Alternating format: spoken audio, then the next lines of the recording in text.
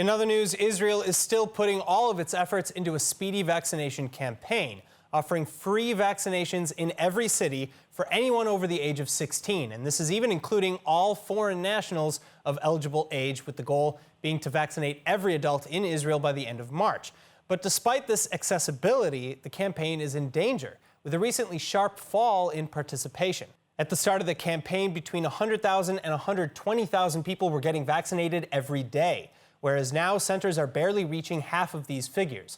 And top health ministry officials are blaming online fake news campaigns for spreading baseless allegations that the vaccine is harmful. One Facebook group, now removed for violating community standards, had even been urging its thousands of followers to schedule vaccine appointments just to cancel them at the last minute and force HMOs to throw out the expiring doses. But even without the fake news, health officials are raising fears that Israel will never reach herd immunity, saying that we'd be lucky to even get 70% of the population vaccinated, far below the 90% assumed necessary. And this as the vaccine cannot be given to anyone under 16 years old, which accounts for upwards of 28% of the public. So is it true? Is herd immunity a hopeless pipe dream? And if so, what then? Well, here to help us answer that question is Professor Cyrille Cohen, head of the immunotherapy lab at Bar-Ilan University. Professor Cohen, thank you so much for being with us. Now, so is there truth to these studies that we cannot ever reach herd immunity? And if that's the case, what are our options? So good evening.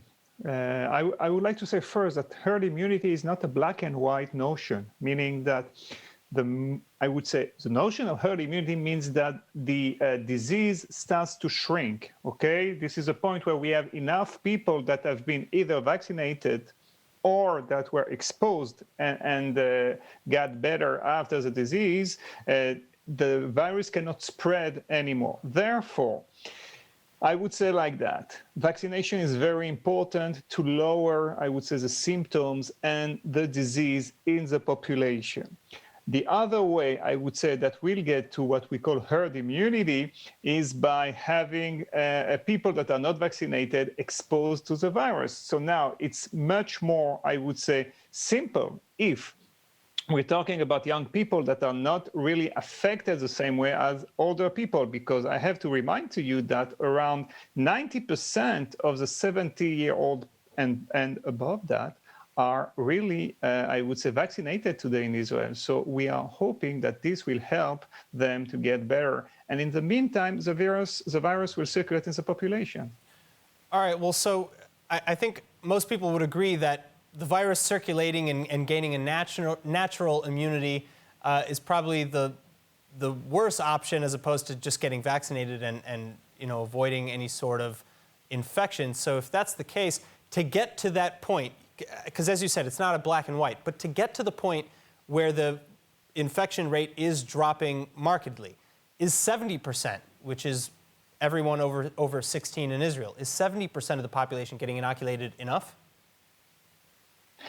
It will be gradual. It will be gradual. I think that the scenario we will see in the next few weeks is that we will still see some high level of contamination cases in the population. But on the other hand, since most of the people at risk will be protected, we see a decrease in severe cases in hospitals. And that's what we are, I think that's what we're going to see. And this is actually a situation that is that can remind us from what we see with the flu or other endemic infections. All right, now I know that we've talked on this show of the supposed cure discovered in Israeli hospitals. It's now finishing first-stage trials. Is that an option going forward to aid in getting to herd immunity or some sort of herd immunity? So these are two different things. You know, on the one hand, you have what we call protection, and this is what the vaccines are doing, protecting healthy people from contracting the disease. And on the other, you have treatment. And treatment, for example, like that treatment is very interesting. Basically, it's not an antiviral treatment, but it's something that can help in case of severe disease. And it can lower, I would say, the severity of the disease and help you recover much faster. So this is akin to, for example, what we have seen, steroids or other treatments that can help you control better the inflammation in your lungs. So again, this will help, but not in terms of herd immunity. This is a treatment. All right, Professor Cohen, thank you so much. And just to wrap it up, please go and get vaccinated, everybody watching at home. Again, Professor, thank you. I agree. Thank you.